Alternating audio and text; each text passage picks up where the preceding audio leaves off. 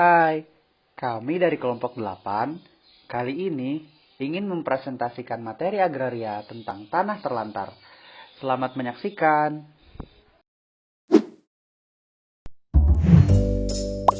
Sebentar, tanah terlantar itu apa sih? Nah, untuk tahu lebih jelasnya, mari kita bahas bersama-sama.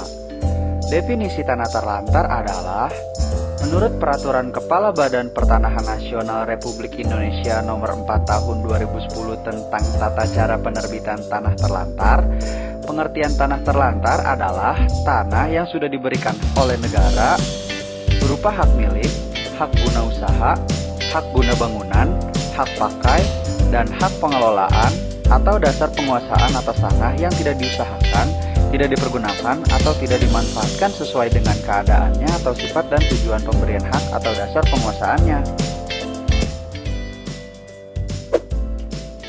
Namun pengertian tanah terlantar ini harus dibedakan dengan pengertian tanah yang diindikasikan terlantar.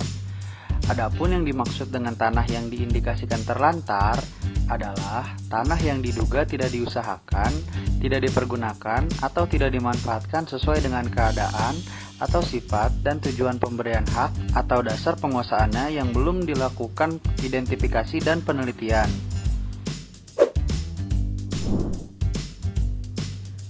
Perbedaan keduanya terletak pada telah atau tidaknya dilakukan identifikasi dan penelitian terhadap suatu tanah yang tidak diusahakan, tidak dipergunakan, atau tidak dimanfaatkan sesuai dengan keadaan atau sifat dan tujuan pemberian haknya tersebut, sehingga sebelum adanya penetapan suatu tanah dalam kondisi di atas, suatu tanah tidak bisa dikatakan tanah terlantar, melainkan masih berstatus tanah yang diindikasikan tanah terlantar.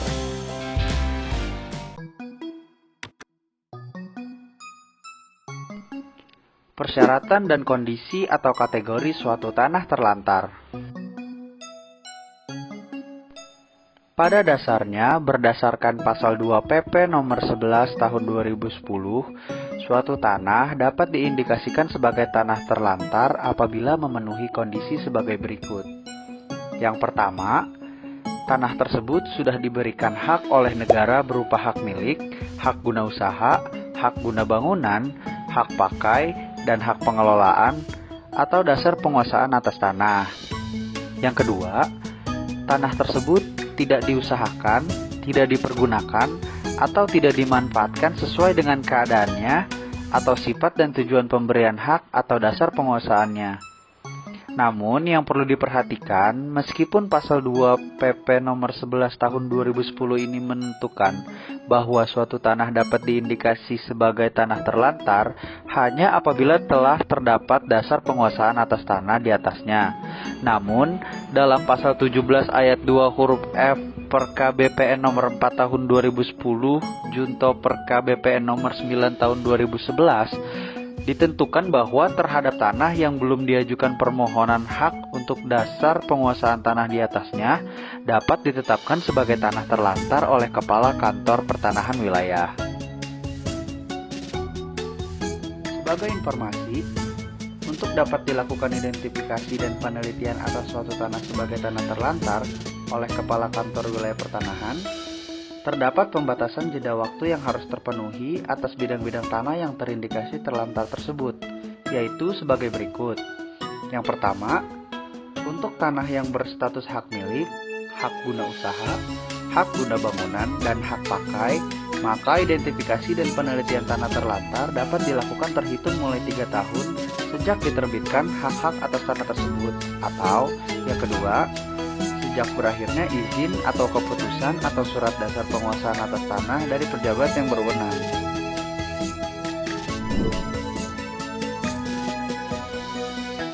Adapun penetapan suatu tanah yang diindikasikan sebagai tanah terlantar untuk ditetapkan menjadi tanah terlantar akan dilakukan melalui 4 tahapan. Yang pertama, inventarisasi tanah hak atau dasar penguasaan atas tanah yang terindikasi terlantar.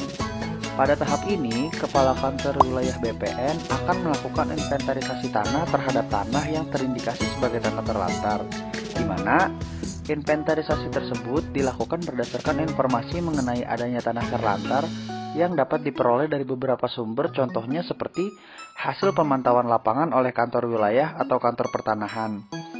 Lalu pada tahap kedua, identifikasi dan penelitian tanah terindikasi terlantar. Nah, setelah didapatkan data-data tanah yang terindikasi sebagai tanah terlantar, selanjutnya akan ditindaklanjuti dengan identifikasi dan penelitian aspek administrasi dan penelitian lapangan.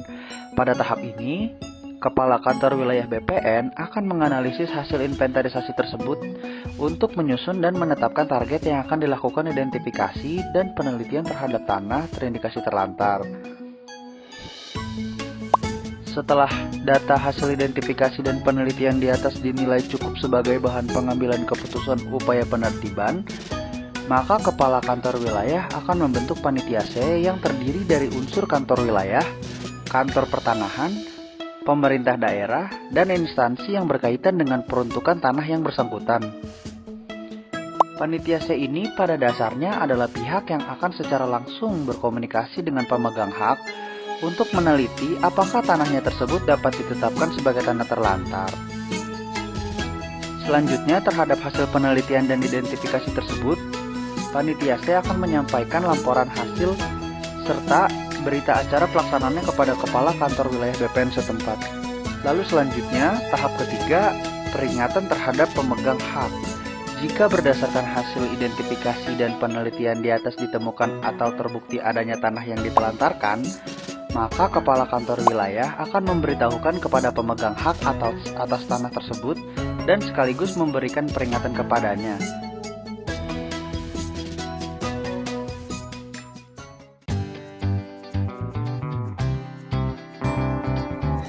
Setelah mengetahui definisi serta prosedur bagaimana untuk menetapkan suatu tanah tersebut diklasifikasikan sebagai tanah terlantar, selanjutnya kelompok kami akan membahas suatu kasus tentang tanah terlantar itu sendiri.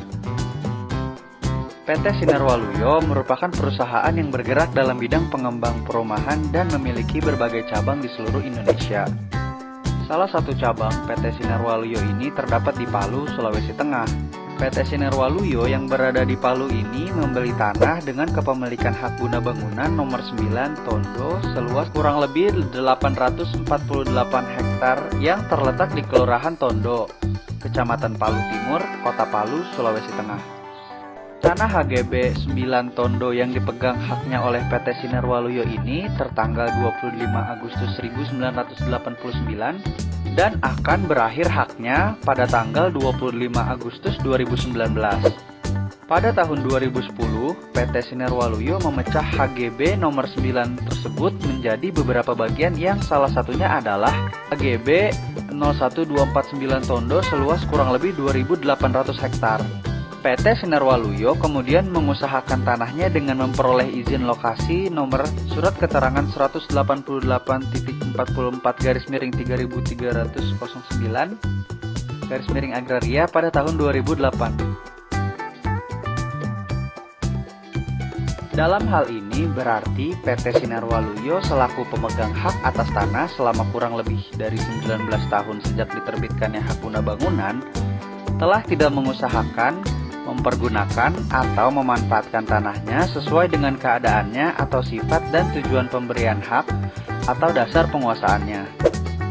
Selain itu, dalam kasus ini BPN juga tidak melakukan tindakan penertiban tanah sebagai akibat dari tidak dikelolanya tanah tersebut selama kurang lebih 19 tahun.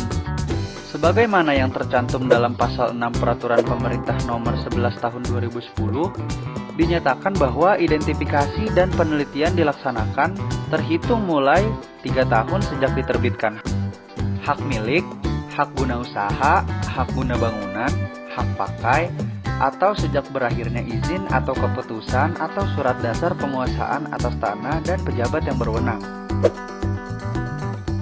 PT Sinar Waluyo pertama kali mengusahakan tanahnya dengan memperoleh izin lokasi dengan nomor SK 188.44-3309/Agraria pada tahun 2008 yang ditujukan untuk dijadikan perumahan.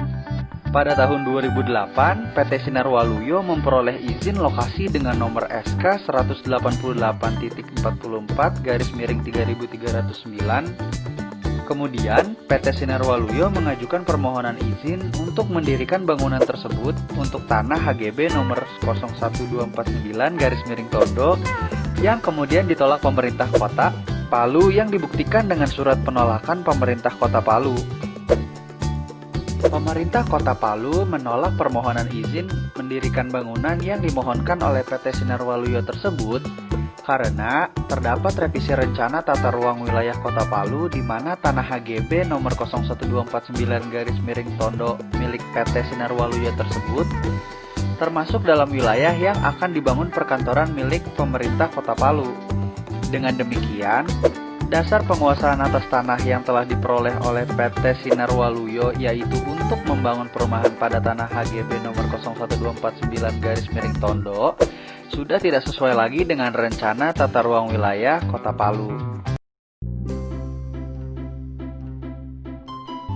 Dasar pertimbangan hakim dalam memutuskan perkara ini adalah bahwa dalam proses penyiapan data, evaluasi, dan penelitian serta peringatan tanah terindikasi terlantar harus dilakukan dengan berhati-hati, cermat, dan dengan cara yang sistematis sesuai dengan PP nomor 11 tahun 2010. Sehingga dalam penerbitan keputusan objek sengketa tersebut berdasarkan pasal 3 huruf A PP nomor 11 tahun 2010 yang menyebutkan tidak termasuk objek penetapan tanah terlantar yaitu tanah hak milik atau hak guna bangunan atas nama perseorangan yang secara tidak sengaja tidak dipergunakan, tidak diusahakan, tidak dimanfaatkan sesuai dengan keadaan atau sifat dan tujuan pemberian hak.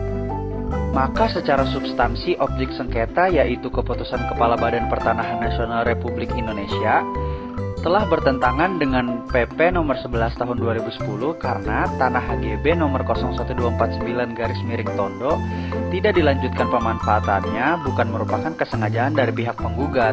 Dengan demikian, maka HGB nomor 01249 Tondo tersebut dianggap tidak termasuk objek penetapan tanah terlantar. Hanya itu saja yang dapat kami sampaikan, kurang lebihnya mohon maaf. Semoga bermanfaat. Terima kasih.